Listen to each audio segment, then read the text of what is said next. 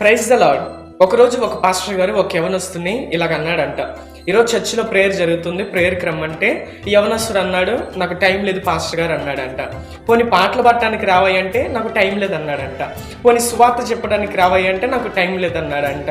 పోనీ వాక్యం చదవటానికైనా రావాయి అంటే నాకు టైం లేదు అన్నాడంట. ఒకరోజు ఈ యవనస్తుడు పడుకున్నప్పుడు ఇతని టైం నిజంగానే అయిపోయిందండి. ఇతడు చనిపోయాడు. ఇతడు చనిపోయిన తర్వాత ఇతడు కళ్ళు తెరవగానే ఇతడు ఎక్కడున్నాడంటే ఒక నలుగురు భయంకరమైన దేవదూతుడు ఆ వ్యక్తిని పట్టుకొని ఉన్నారు.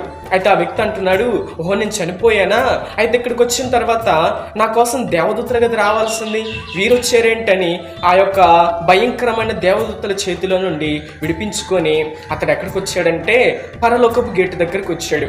ఆ పరలోకపు గేటు దగ్గర ఒక ఇద్దరు దేవదూతలు ఉన్నారు. ఆ దేవదూతలు అంటున్నారు, అయ్యా అందరూ లోపలికి వెళ్ళటానికైతే మరి ప్రవేశం అయితే లేదు, ఎవరు పడితే వారు లోపలికి వెళ్ళకూడదు. ఇదిగో మా దగ్గర ఈ జీవ గ్రంథం ఉంది, ఎవరి పేరైతే ఈ జీవ గ్రంథములో ఉంటుందో వారు మాత్రమే లోపలికి వెళ్ళాలంటే ఈ వ్యక్తి ఏమో చాలా నమ్మకంగా నా పేరు మొదట్లోనే ఉంటుంది చూడండి అని చాలా నమ్మకంగా చెప్పాడు. మొదట కాదు కదా, చివరి పేజీ వెతికినా కానీ ఇతని పేరైతే కనబడలేదు.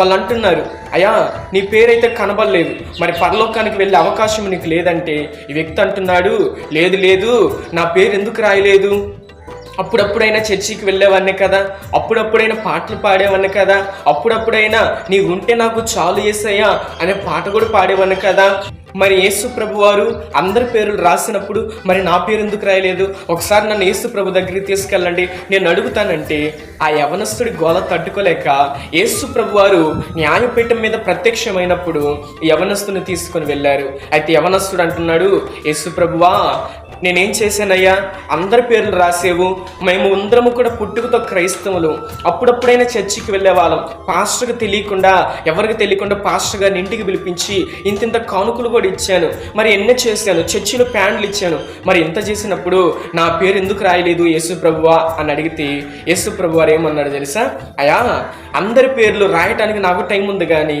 నీ పేరు రాయటానికి నాకు టైం లేదన్నాడంట. ఈ మాట ఎందుకు చెప్పానంటే ఈ భూమి మీద నువ్వే విత్తనం అయితే విత్తుతావో అదే పంటను కోస్తావు ప్రియమైన దేవుని బిడ్డలారా. ఈరోజు నువ్వు కూడా మందిరానికి రాకుండా దేవుని దగ్గరికి రాకుండా నాకు టైం లేదని నిర్లక్ష్యం చేస్తే దేవుడు కూడా నీ పట్ల కార్యాలు జరిగించడం కూడా ఆయన కూడా ఆలస్యం చేస్తాడు. నువ్వు దేవుని దగ్గరకు వస్తే నీ విలువ పెరుగుతుంది, లోకంలోకి వెళ్ళిపోతే నీ విలువ తగ్గిపోతుంది. నీ విలువ పెరగాలని, నువ్వు ఆశీర్వదించబడాలని నువ్వు అనుకుంటున్నట్లయితే నువ్వు దేవుని దగ్గరికి రా, నీ జీవితంలో దేవుడు గొప్ప కార్యాలు జరిగిస్తాడు.